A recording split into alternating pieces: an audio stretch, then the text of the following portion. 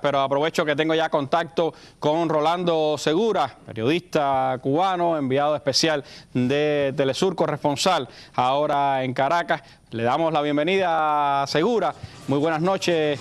colega, y preguntarte, por supuesto, ¿cómo ves la situación en este momento en Venezuela? ¿Cuáles son los aspectos que destacarías del ambiente social y también de las palabras de ambos bandos en este momento que está viviendo Venezuela? Sí, gracias Randy, saludos para ti, para toda la audiencia que sigue la mesa redonda en Cuba. Te puedo confirmar que hace apenas minutos ya los opositores, los antichavistas presentaron ante el Consejo Nacional Electoral la impugnación, su solicitud acerca del llamado reconteo de los votos, algo que sucede varios días después de haberse desatado algunos focos de violencia en el país. Hasta hace minutos ninguno de los entes públicos, de los poderes públicos del país habían recibido la formulación oficial de los opositores acerca de la impugnación ante este proceso electoral. Todo se había hecho a partir de denuncias en las redes sociales y en las pantallas de televisión y con el llamado de los seguidores del antichavista Enrique Capriles Radonsky a que tomaran las calles de Venezuela, algo que originó ya 8 muertos en el país. En este mismo minuto, Randy, se desarrolla el sepelio de una de las personas que murió en esa jornada del 15 de abril, donde se suscitaron esos hechos violentos. También otra de las personas que resultó herida mientras cuidaba, mientras custodiaba uno de los centros de diagnóstico integral en los que trabaja la misión médica cubana. Hoy falleció, elevando a 8 las personas muertas. Como te decía, toda esta situación de violencia a raíz precisamente del no reconocimiento de estos resultados, con el pretexto de desconocer la voluntad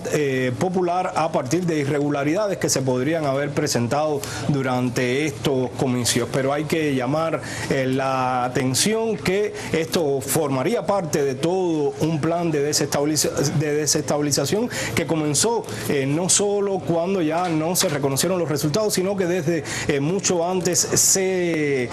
había cuestionado la legitimidad del Consejo Nacional Electoral,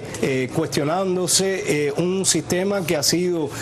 confirmado por autoridades electorales de los 12 países de la Unión de Naciones Suramericanas como un sistema inviolable, como un sistema invulnerable, un proceso que pasa por unas 14 auditorías antes, durante y después del acto electoral, auditorías en las cuales participan los técnicos, los asesores tecnológicos de todas las toldas políticas, auditorías que al finalizar la certifican los propios representantes de las diferentes bancadas políticas, y en este caso han participado los representantes de la oposición. Hay que señalar también que al terminar el proceso electoral se auditó el 54% de las mesas electorales, algo que según los propios técnicos que asesoran, que hacen parte de la oposición en todo el sistema tecnológico de este proceso, habían confirmado, por ejemplo, al acompañamiento internacional de la UNASUR, que apenas con un 5% de auditar esos votos era suficiente, que ya 54% era algo ya mucho más confiable, pero que incluso no era necesario el 54% de los votos. Eso Segura, se hace, esa auditoría del 54% de los votos se hace de oficio, no es por el pedido de la oposición, sino que en cada elección en Venezuela eso es habitual. En efecto, sí, al terminar forma parte de ese procedimiento que tiene de control y auditoría el proceso electoral en Venezuela, donde, como dices, de oficio ya se hace ese 54%, y mañana, por ejemplo, corresponde como parte de todo este procedimiento institucional volver a hacerle la auditoría a un 1% de ese 54%. Es una especie de reauditoría. ¿Qué sucede? Que hasta este minuto esa solicitud formal no se había hecho por ninguno de los canales jurídicos establecidos en el país, ni a la Fiscalía, ni al Ministerio Público, a ningún ente de los poderes del país. Eso se había hecho a través de los llamados en las pantallas de televisión, como habíamos dicho, y llamando también a las personas a ocupar las calles. Esto, Randy, en un contexto de una campaña electoral donde se desató una guerra económica, una guerra eléctrica,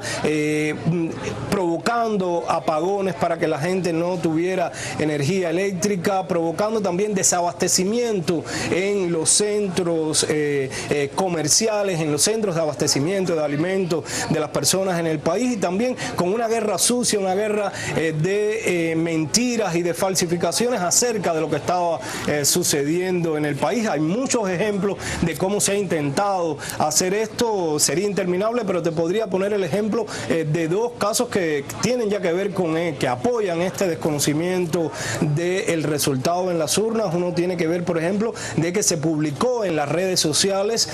una foto del año 2007 donde se quema el material electoral, un procedimiento que está establecido en las leyes de Venezuela, que una vez pasan 6 meses del resultado del proceso electoral, con la participación de los diferentes entes públicos y los poderes electorales, se procede a la quema de esos materiales. Sin embargo, esa foto,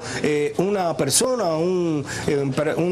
de la guardia de un canal privado de televisión de Venezuela publicó esa foto en las redes sociales. Esa persona está detenida ahora, confirma que fue una distracción, que por error publicó esa foto. Sin embargo, varios medios de prensa la publicaron en primera página el 15 de abril para confirmar la supuesta alteración de los resultados de esta elección. Ese es un elemento. Otro elemento, por ejemplo, es la participación que han tenido las redes sociales en todo este proceso de desestabilización en el país. Por ejemplo, uno de los periodistas más seguidos en Venezuela, un periodista alineado con la oposición, publicaba un tuit y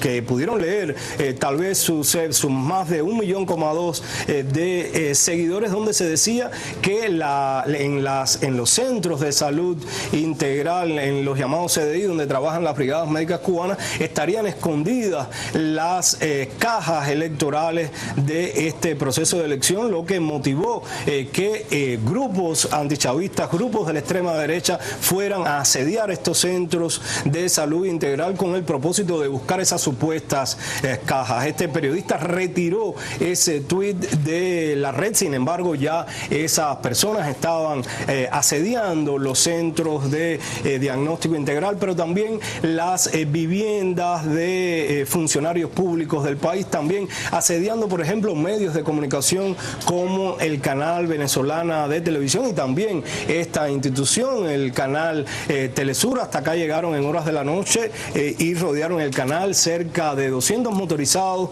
ofendiendo, amenazando, atentando también contra la libertad de expresión. Por eso, Randy, esto habría, creo, que verlo también en el contexto en el que se ha desarrollado toda esta campaña, una campaña de apenas 10 días, una campaña electoral para estas elecciones, tal vez la campaña más corta en la historia política de Venezuela, pero también una de las más intensas. Una campaña con muchos mensajes de odio, incentivando a la violencia y a la xenofobia, por ejemplo, con respecto a la presencia de los cubanos en Venezuela, por ejemplo, diciendo que el petróleo se le regala a Cuba, toda una serie de mensajes, y posteriormente este tuit genera lógicamente prácticamente una reacción airada de estos grupos de la extrema derecha en el país, acá en Venezuela, Randy. Sí, son muchos elementos sin duda los que han confluido a lo largo de estos días, antes, durante la elección y después de la elección, para buscar ese ambiente de desestabilización que es el que se está viviendo hoy en Venezuela, pero no obstante, así el pueblo bolivariano ha respondido y el 15 será la asunción, el día 19, mejor dicho, será la asunción del presidente Nicolás Maduro. Te agradezco muchísimo, Segura, este contacto en vivo desde la propia redacción de Telesur.